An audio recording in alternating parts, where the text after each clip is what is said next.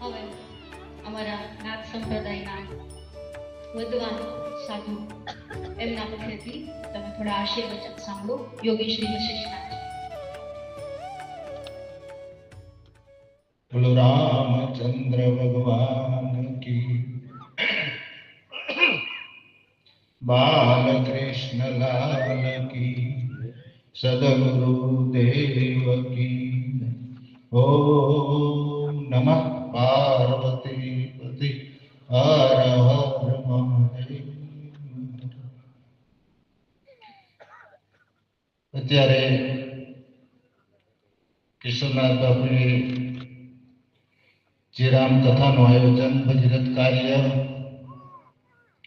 એમાં નિમંત્રિત ઉપસ્થિત દરેક મહાત્માઓના ચરણોમાં મારા સિદ્ધ આપે છે. વ્યાસ આસને બિરાજમાન પૂજ્યપાદ શાસ્ત્રી બાપુ કથાની અંદર એને પૂરેપૂરો અડધોઅડધ સહકાર આપનાર કલાવૃંદ ભાઈઓ, માતાઓ, બહેનો, ભાઈઓ, જોકે એક ટાઈમ કથા છે એટલે કથામાં બાપુ શાસ્ત્રી બાપુ પાછળ જ છે, છતાં અમે કથામાં વિક્ષેપ કરીએ છીએ. શાસ્ત્રોમાં તો લખ્યું છે કે કથામાં વિક્ષેપ કરવો ને દોષ છે, મોટો દોષ લાગે છે, પણ સદા ભાવ છે એટલે થોડોક 5 મિનિટ પૂરતો હું સમય લઈશ, વધારે સમય નહીં લઉં. પણ રામકથા આમ જોઈએ તો એક કુટુંબની કથા છે, એક કુટુંબનું જીવન ચરિત્ર છે. બાકી રામાયણ છે એ જીવન જીવવા માટેની કથા છે, જીવન કેવું જીવવું એની માટેની કથા છે, અને મહાભારત જીવન બનાવવાની કથા છે. આમ આપણને લાગે કે કુટુંબની કથા છે, પણ આપણા દરેક વૈદિક સંસ્કૃતિમાં, આપણા સનાતન ધર્મની અંદર જેટલા શાસ્ત્રો છે, રામાયણ લ્યો તો ભલે, મહાભારત લ્યો તો ભલે, પુરાણો લ્યો તો ભલે, બધાય ગ્રંથો છે ને તત્વજ્ઞાન ગ્રંથ છે, ખાલી કુટુંબ કથા નથી. એક તત્વજ્ઞાન ગ્રંથ છે, દરેક શાસ્ત્રો છે એ મોક્ષ આપનારા ગ્રંથ હોય, અને દરેક શાસ્ત્રો છે ને પ્રેમ સુધા ગ્રંથ હોય છે. હા, હું સંક્ષેપમાં વાત કરીશ. તમને એમ થાય કે રામાયણ છે કુટુંબની કથા છે, નહીં, રામાયણ એક તત્વજ્ઞાન ગ્રંથ છે. રામાયણમાંથી મારે તમારે કંઈક સમજવાનું છે, કંઈક જાણવાનું છે, કંઈક પ્રાપ્ત કરવાનું છે. એક જ પ્રસંગ નાનો એવો લઈશ. જ્યારે ભરતજી ભગવાન ચિત્રકૂટમાં હતા ત્યારે મળવા જાય છે. હા, હું ટૂંકો સંક્ષેપમાં વાત કરી નાખી. ભરતજી મળવા જાય છે. ભલે લક્ષ્મણજી ભરતજી માટે બહુ બોલ્યા હતા, સેના લઈને આવે છે તો કડવી વેલને કડવા કુમડા ઘણું બોલ્યા, કટુ શબ્દો બોલ્યા લક્ષ્મણજી ભરત માટે, રામને ગેલું નહોતું. અને ભરતજી જ્યારે આવે દંડવત કરતા કરતા પાછળના ભાગમાંથી આવે છે, અને લક્ષ્મણજીનું ધ્યાન ગયું, અને લક્ષ્મણજી એટલું કહ્યું, પરમાત્મા ભરત આવે છે, ભરત આવે છે. આ શબ્દ સાંભળ્યા ભગવાન ઉઠ્યા અને દોડી અને ભરતને પેટ બધ ભરી લીધી, પેટી પીડા. તુલસીદાસજીએ કલમ નીચે મૂકી દીધી. ભગવાન ક્યાં રસ્તેથી ગયા ભરતને મળવા માટે, તુલસીદાસજીને દેખાણું નહીં. એટલી ઝડપે ગયા કે એને ખબર ન રહી. પણ ત્યાં હનુમાનજીએ ચોપાઈ લખી, કહપટ કહ નિશંકતનું દેરા. ભગવાન જે રસ્તેથી ગયા ને ત્યાં 4 વસ્તુ પડી ગઈ. કહપટ કહ નિશંકતનું દરા. ધનુષ્ય પડ્યું, બાણ પડ્યા, ભાથો પડ્યો અને વલ્ક પડ્યું. આ 4 વસ્તુ પડી, અને જે 4 વસ્તુ જે પડી છે એ રસ્તેથી પરમાત્મા ગયા છે. તો આનો અર્થ તુલસીદાસજીએ છે ને તત્વજ્ઞાન ઉપર લીધો છે, આધ્યાત્મિક અર્થ છે. ધનુષ પડ્યું એનો અર્થ છે બર વિજ્ઞાન કઠિન કો દંડા. જ્ઞાન નહીં, વિજ્ઞાન. જેના જીવનની અંદર જ્ઞાન ચરિતાર્થ થઈ જાય, જેના જીવનમાં જ્ઞાન આચરણમાં મુકાઈ જાય ને, પછી એને વિજ્ઞાન એટલે રૂપ બધાયની અંદર એને પરમાત્મા દેખાવા મળે. જેનું જ્ઞાન ચરિતાર્થ થાય એને બધાની અંદર પરમાત્મા દેખાવા મળે. એટલે તુલસીદાસજીને લખવું પડ્યું કે સિયા રામમય સબ જગ જાની કરાવું પ્રણામ જોરી જોગ પાની. એને આખું વિશ્વ સીતારામમય લાગ્યું. તમે રામાયણના શરૂઆતમાં પદ્ય વિભાગમાં જોજો, બધાને વંદન કર્યા છે. જેનું જ્ઞાન ચરિતાર્થ થાય એને પરમાત્મા દેખાવા મળે. પછી બાણ પડી જાય એનો અર્થ કર્યો કે સંયમ નિયમ શીલી સુખદાના. જેના જીવનમાં જ્ઞાન ચરિતાર્થ થાય ને પછી એના જીવનની અંદર સંયમ નિયમ પ્રગટ થાય.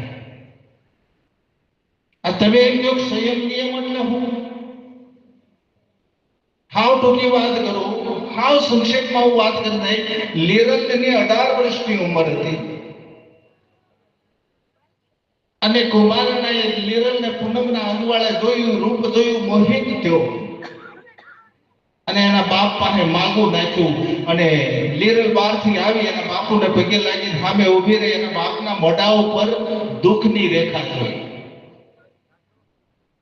એટલે લીરલે એટલું કહ્યું, પિતાજી હું તમારી દીકરી છું, હું બહાર જાઉં છું, આવું છું, તમને ન ગમતું હોય, તમારા મોઢા ઉપર દુઃખની રેખા છે, મને બતાવો તમારા અંદર દુઃખ ક્યું પડ્યું છે.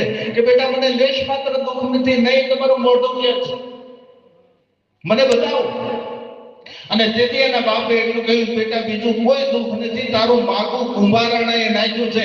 અને તેથી લીરલ હસવા મળી, પિતાજી આને દુઃખ ન કહેવાય, આજને તો કાલ તમારે મને હારે વળાવવી પડશે. અને દુઃખ કહેવાય કે દીકરી સાંભળ તો ખરી, તારી ઉંમર 18 વર્ષની છે અને એની ઉંમર 80 વર્ષની છે, હું કઈ રીતે આ પાડું? કે પિતાજી હું તમને કહું છું ને, તમે આ પાડી દો. ઈ દીકરીને મોહ હોય, જેને સંસારનો મોહ હોય ને એને દુઃખ હોય. મારે કોઈ સંસારનો મોહ નથી, તમે આ પાડી દો. ત્યારે એના પિતાજી એટલું કહ્યું, દીકરી હું કઈ રીતે આ પાડું? એક બે હોક ઉપર કોઈ બાપ દીકરી નો આપે, એક બે હોક ઉપર કોઈ બાપ દીકરી નો આપે. તો તારે જ્યાં જવું છે ને ત્યાં 3 હોક છે, હું કઈ રીતે ધા પાડું? ત્યારે લીરલે એના બાપને પગે લાગીને એટલું કહ્યું, પિતાજી મારી માથે હાથ મૂકી દો. ઈ જો 3 હેની ડોકમાં કંઠી ન નખાવી દઉં તો હું લીરલ નહીં. હા પાડી. ઘડિયા લગ્ન લેવાના 4 ફેરા ફરી અને જાન વિદાય થવાની હતી. પેલા લીરલબાઈના ગુરુ મહારાજને ચરણે ગઈ, જઈને પગે લાગીને હાથ જોડીને કીધું, તું ગુરુ મહારાજ હું મારા હારે જ આવજો, તમે મારી ત્યાં કેદી આવશો? ત્યારે નખથી તે શિખા સુધી લીરલની સામે એના ગુરુ મહારાજે નજર કરીને એટલું કીધું હતું કે બેટા તું જે ઘરમાં પગ માંડી રહી છો ને એ ઘરમાં હજી 12 વર્ષનું બ્રહ્મચર્ય રહી જાય તો જાતો હું તો આવીશ, પણ તારીને અખિલ બ્રહ્માંડનો માલિક આવશે. આને સંયમ કહેવાય. પછી નિયમ. આ તમે નિયમ કઈ પણ લ્યો ને તો કેવો નિયમ? બધા હું તમે બધા નિયમ કેવો લઈ ખબર? નો ભાવતી વસ્તુનો નિયમ લઈ. આપણે એમ કહીએ કે હવે અમારે અડદની દાળ કોઈ દી ખાવી નથી, કારણ કે અડદની દાળ ઘરમાં વરવામાં 1 વાર જ થતી હોય. આવા નિયમ ન લ્યો. નિયમ એવો લ્યો કે તમારો નિયમ તોડાવવા માટે અથવા નિયમ જોડાવા માટે અખિલ બ્રહ્માંડના માલિકને અવતાર ધારણ કરવો પડે. એમાં બે મત નહીં, આવવું પડે. આને નિયમ કહેવાય. હાવ ટૂંકમાં વાત કરી દઉં. ગોરા કુંભારને નિયમ હતો, એક પુત્ર પ્રાપ્તિ પછી ગૃહસ્થાશ્રમ ન ભોગવવો. એક દીકરાનો જન્મ થયો, બાળક ઘોડિયામાં ફૂટ્યું. એની ધર્મપત્ની પાણી ભરવા ગયા એટલે કીધું, ભગત ધ્યાન રાખજો, બાળક ઘોડિયામાં ફૂટું છે. એટલે પોતે ગારો ખૂંદતા, હાથમાં કડતાલ, વિઠ્ઠલ વિઠ્ઠલ વિઠ્ઠલ સુરતા પરમાત્મામાં. બાળક ઘોડિયામાં જાગી પગમાં આવ્યું, ખુંદાઈ ગયું, બાળકનું મૃત્યુ થયું. એની ધર્મપત્ની બહારથી પાણી ભરીને આવી અને જોયું ત્યાં એની રાડ ફાટી ગઈ. એટલે એને કીધું કે હા દેવી શું છે? કે ભગત હજી મને પૂછો છો? નીચે નજર તો કરો. અને જ્યાં નીચે નજર કરી ત્યાં પોતાના દીકરાનો મૃતદેહ જોયો. અને ગોરા કુંભારે એટલું કહ્યું કે એમાં હું દેવી એનો હતો ને એને લઈ લીધો છે. આ સમજણ છો? જો કે હું સમય બહુ નહીં લઉં, હાવ ટૂંકમાં વાત કરી દઉં છું. સમય ગયો. એની ધર્મપત્નીને એમ થયું કે મારે ભગતનો વંશ રાખવો છે. ઘણી જગ્યાએ માગા નાખી, ક્યાંયથી કોઈ આ ન પાડી, પણ પોતાની યાદ આવ્યું, પોતાની નાની બહેન હતી એના બાપ પાસે જઈને માગું નાખ્યું. એ હા પાડી. ઘડિયા લગ્ન લેવાના અને 4 ફેરા ફરીને જાન વિદાય થતી ગોરો કુંભાર એના હહો હાર પગે લાગ્યા ને હારાએ હાથ જોડીને એટલું કહ્યું, ભગત તમે મહાન છો, તમે સમજો છો, મારે તમને શિખામણ આપવી પડે એમ નથી. મારી મોટી દીકરી છે, નાની દીકરી છે, ગમે એમ તો હોય બનીને આવે છે. મારી મોટી દીકરીને રાખો છો, નાની દીકરીને ન રાખો, તમને રામ દોવાય છે. એ ઘેરે જાન આવી ગુરા કુંભારાની ધર્મપત્ની મોટાને બોલાવીને કીધું, તું દેવી હે મારા પરમાત્માની જે ઈચ્છા છે ને એ જ થવાનું છે. એને જે નક્કી કર્યું છે એમાં કોઈ ફેરફાર થતો નથી. તમારી ઈચ્છા છે મારો વશ રાખવાનો, પણ તમારા પિતાએ મને રામ દોવાઈ આપીશ. સમય ગયો. ભગવાન અને અર્જુને ભગવાનને કીધું કે આપણે સાધુનું રૂપ લઈને એક ભગતને દર્શન દેવા જવું છે. ભગવાનને અર્જુન સાધુના રૂપે ગોરા કુંભારને ઘેરે આવ્યા અને આસન આપ્યું, પૂજા કરી, શરણ ધોઈ શરણામૃત લીધું. બપોરનો સમય થયો અને પંગત પડી એટલે મહાત્માઓને આસન નાખીને પંગતમાં બેહાડ્યા. એટલે મહાત્માઓ એટલું કીધું, ભગત તમે અમારી હારે બેહો. હવે ગોરા કુંભાર હારે બેહી ગયા એટલે એની બે ધર્મપત્નીઓએ વિચાર કર્યો, ભગત આપણા હાથનું નથી ખાતા, હવે પીરવવું કે ન પીરવવું. જોજો રામાયણ એ બતાવે છે કે એક બાજુ સ્નેહ હોય ને એક બાજુ ધર્મ હોય તો આપણે કરવું શું માણસ. ભગવાન રામના જીવનમાં આ પ્રસંગ આવ્યો હતો. એક બાજુ સ્નેહ હતો, એક બાજુ ધર્મ હતો. અડધી રાતે વશિષ્ઠ મહારાજની પાસે ગઈ અને ઝૂંપડીનું બારણું ખખડાયું. વશિષ્ઠ મહારાજે કહ્યું, રાઘવ બાપ અટાણે કે બાપજી મારા જીવનની અંદર એક પ્રશ્ન મૂંઝવે છે. બેટા શું છે? કે એક બાજુ સ્નેહ હોય ને એક બાજુ ધર્મ હોય તો શું કરવું માણસ. ત્યારે વશિષ્ઠે કોઈ વાત સમજ્યા વગર એટલું કીધું હતું, બેટા સ્નેહનો છે ને બલિદાન દેવાય અને ધર્મનો સ્વીકાર કરે. એટલે સીતાજીનો ત્યાગ કરી દીધો હતો. તો અહીંયાની ધર્મપત્નીએ વિચાર કર્યો, થાળ પીરવવો કે ન પીરવવો. છતાં એને કીધું કે આવવા જો મહાત્મા પંગતમાં બેસી જાય, થાળ પીરહાડો. અને ગોરા કુંભારે થાળમાં જોઈને કહ્યું, દેવી તમે આપણી ઘીરે મહાત્માઓ હોય ને ત્યારે તમે ભાન ભૂલી જાવ છો. મહાત્મા વૈષ્ણવ હોય ને વૈષ્ણવનો નિયમ છે રસોડામાં જે સામગ્રી ભોજનમાં હોય ની થાળી મૂકવી પડે, તો તમે અથાણું મૂકતા ભૂલી ગયા કરીને ગોરા કુંભાર ઊભા થઈ એક માટિયામાં ગઈ અને ઉપર આંડું બાંધી અને ગળા ટૂંકો ખાધો, આત્મહત્યા કરી. થોડી વાર થઈ એને મહાત્માએ કીધું કે જેવી જાવ તો ખરા, આવ્યા કેમ નહીં?